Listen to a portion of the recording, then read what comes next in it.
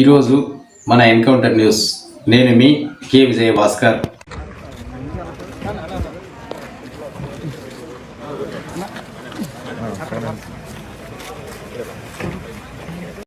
వెంకటరామరెడ్డి గారికి రామకృష్ణారెడ్డి అన్న ఇద్దరికి అక్రమ కేసులో బనాయించి, ఇది మనం ఒక 4-5 మంత్స్ నుంచి ఈ సంఘటన గురించి చూస్తూనే ఉన్నాం. టీవీలలో, పేపర్లలో వివిధ కోర్ట్స్ని ఆశ్రయించడం జరిగింది.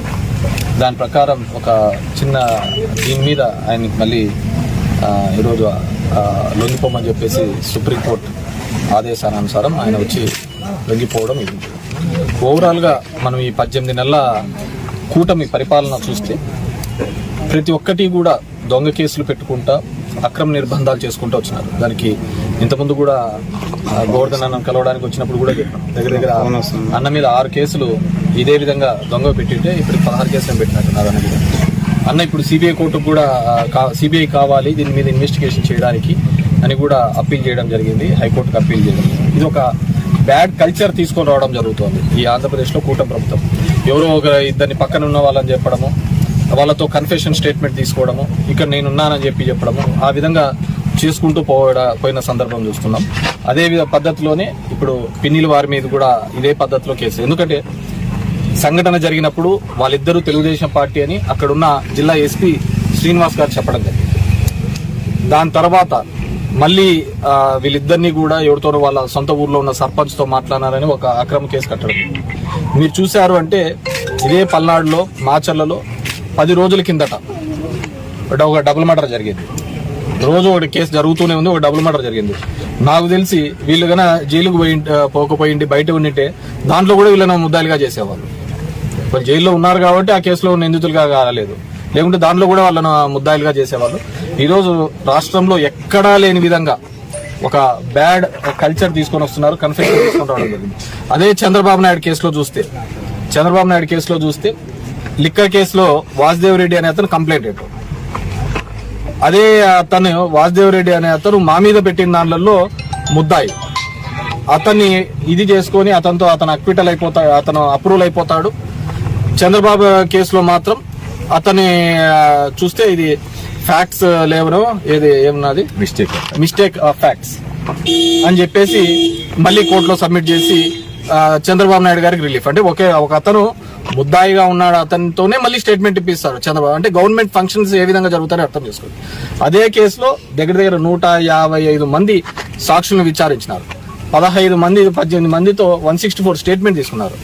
ఇవన్నీ కూడా లీగల్ గా ఉన్నా కానీ చాలా బరి తెగించింది. అంటే దీన్ని ఏమంటారంటే విక్టోరియా ఎరాల విక్టోరియా డెకోర్తిన్ అంటారు. ఆ టైంలో ఏం జరిగిందంటే కింగ్ నో రాంగ్ అంటారు, కింగ్ ఈజ్ నో రాంగ్ అంటారు. అంటే మొనార్కీ టైంలో అతను ఏమి చేసినా గానీ కరెక్ట్ గా ఉంటుంది అనే పద్ధతిలో ఈ రోజు ఈ రాష్ట్రంలో తీసుకొని రావడం జరుగుతుంది. It's very bad sign. ఎందుకంటే ఇలాంటివి అలవాటు చేసుకుంటూ పోతూ ఉంటే ఖచ్చితంగా నెక్స్ట్ వచ్చే వాళ్ళు ఇబ్బంది పడతారు. ఈరోజు మీరు చూసినారంటే గోవర్ధన్ అన్న ఇంతకుముందు 10 రోజులకు ఒకసారి ప్రెస్ మీట్ పెట్టేవాళ్ళు, ఈరోజు వారానికి 2 సార్లు పెడతారు.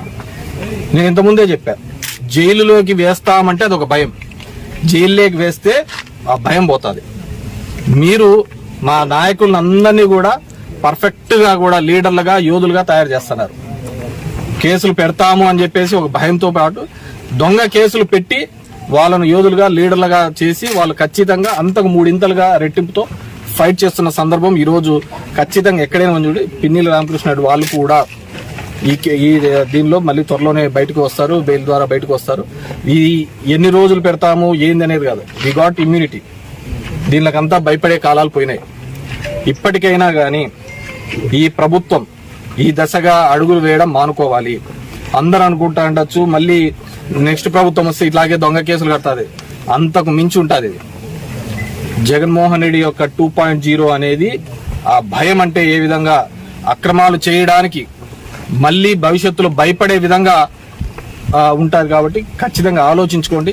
ఉద్యోగస్తులు, ఆఫీసర్లు అందరినీ కోరుకోవడం, మీకేదో పైన ప్రెషర్ ఉంది, కేవలం ఒక 4 నెలలు లోపల పెట్టండి వాళ్ళు సాటిస్ఫై అవుతారు అనే పద్ధతిలో కేసులు కట్టుకుంటూ పోతే ఇది ఖచ్చితంగా మీకే తిరుక్కుంటుంది. ఎందుకంటే we are seeing N number of officers.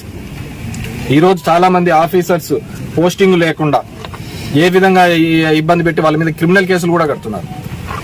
So ఇది ఖచ్చితంగా మనం చేసిన ఏదైనా ఉంటే అది మళ్ళీ కూడా బౌన్స్ బ్యాక్ అయ్యే ప్రమాదం ఉంటుంది. కాబట్టి డెఫినెట్ గా ఏదైతే కరెక్ట్ గా ఉంటుందో ఆ పద్ధతిలో పోవాల్సిందిగా మీ అందరినీ కూడా ఇక్కడ ఈ సందర్భంలో కోరుతున్నాము. డెఫినెట్ గా పిన్నిలి బ్రదర్స్ మరింత ధైర్యంగా ముందుకు వచ్చి పార్టీ యాక్టివిటీస్ లో పార్టిసిపేట్ చేస్తారు. ఖచ్చితంగా పార్టీకి అండగా నిలబడతారు. వారందరికీ కూడా వైఎస్ఆర్ కాంగ్రెస్ పార్టీ ఎవరినైతే ఈ విధంగా ఇబ్బంది పడుతున్నారో వాళ్ళ కుటుంబాలకు వాళ్ళకు అందరికీ కూడా వైఎస్ఆర్ కాంగ్రెస్ పార్టీ అండగా నిలుస్తుంది.